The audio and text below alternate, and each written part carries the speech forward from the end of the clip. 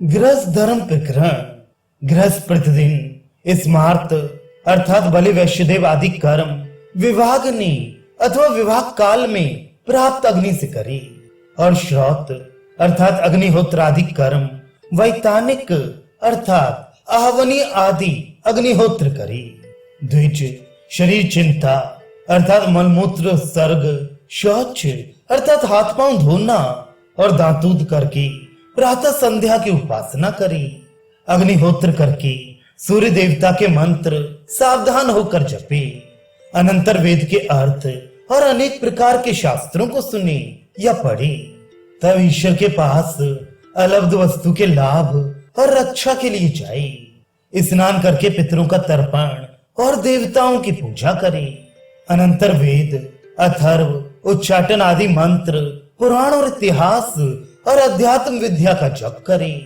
बलि वैश्यदेव स्वधा अर्थात तर्पण और श्राद्ध, होम, स्वाध्याय और अतिथि का सत्कार, ये पांचों क्रम से भूत, पितृ, देव, ब्रह्म और मनुष्यों के महायज्ञ कहलाते हैं।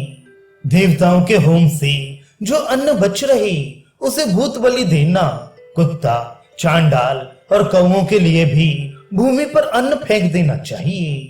पितर और मनुष्यों को भी प्रतिदिन अन्न और जल दे। नित्य वेद पढ़े और अपने ही लिए अन्न ना पकाए। बालक, सुवासिनी, सुहागिनी, वृद्ध, गर्भिणी, आतुर, कन्या, अतिथि और भृत्यों को खिलाकर शेष अन्न स्त्री पुरुष आप भोजन करे।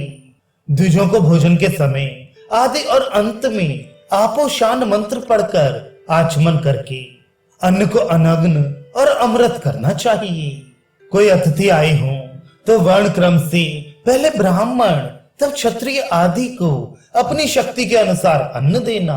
सायकाल में भी अतिथि आए तो निराश ना करना।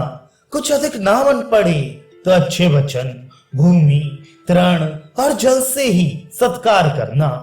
सत्कार पूर्वक भिखारी और वृत्ति को भिक्षा देनी चाहिए। भोजन के समय भी यदि कोई मित्र, संबंधी और बांधव आ जाए तो उसे भी खिलाना। श्रोत्रिय अर्थात वेद पढ़ा अतिथि आए तो उसके आगे बड़ा भारी बकरा या बैल लेकर खड़ा करे, सत्कार करे, अच्छा आसन दे, मधुर भोजन कराए और मीठी बात बोले। स्नातक, आचार्य, मित्र, जिसे कन्या देनी हो वह और राजा इनको हर साल अर्घ्य देकर अर्थात मधुपर्क से पूजे। और ऋत्विज को वर्ष के बीच में भी हर यज्ञ के आरंभ में पूजे। पथिक पहुना होता है। श्रोत्रिय अर्थात वेद पढ़ने वाला और वेद पारग अर्थात जिसने वेद की एक शाखा समग्र पढ़ी हो। ये दोनों ब्रह्मलोक की इच्छा रखने वाले गृहस्थ को अत्यंत माननीय अतिथि हैं। अच्छे मनुष्य के निमंत्रण को छोड़ दूसरे के घर भोजन की अभिलाषा न रखनी चाहिए। वाणी, हाथ और पांव इनकी चपलता और भूख से अधिक भोजन कभी ना करे। श्रोत्रिय अतिथि हो तो उसको भोजन से तृप्त करके अपने ग्राम की सीमा तक पहुंचाए और भोजन के बाद बाकी दिन बड़े लोग, मित्र और बंधुओं के साथ बैठ के बिताए। साय संध्या की उपासना और अग्नियों में होम और उनकी उपासना करके भृत्यों सहित भोजन करे, परंतु ऐसा भोजन ना करे जिससे अफर जाए, पीछे शयन करे। ब्राह्म मुहूर्त में अर्थात रात के पिछले पहर में उठकर अपना हित विचारे और धर्म, अर्थ और काम इन्हें अपने समय में शक्ति के अनुसार ना खोए। विद्या, कर्म, अवस्था, बंधु और धन इनके पराक्रम से मनुष्य बड़ा गिना जाता है। विद्या आदि से बुढ़ापे में शूद्र भी माननीय होता है। वृद्ध, बोझा ढोने वाला, राजा, स्नातक, ब्रह्मचारी या यज्ञ दीक्षित, स्त्री, रोगी, वर अर्थात जिसका विवाह होने जाता हो और गाड़ी वाला, इन्हें देखकर रास्ते से हट जाना चाहिए। इन सबों में राजा बड़ा है और स्नातक राजा का भी माननीय है। यज्ञ करना, पढ़ना और दान देना ये कार्य वैश्य और क्षत्रिय को भी है। ब्राह्मण को प्रतिग्रह अर्थात दान लेना, यज्ञ कराना और पढ़ाना ये अधिक है। प्रजा का पालन करना क्षत्रिय का श्रेष्ठ कर्म है। कुसीद अर्थात ब्याज लेना, खेती, वाणिज्य और पशुपालन ये वैश्य के मुख्य कर्म है। द्विजों की सेवा करनी शूद्रों का प्रधान कर्म है।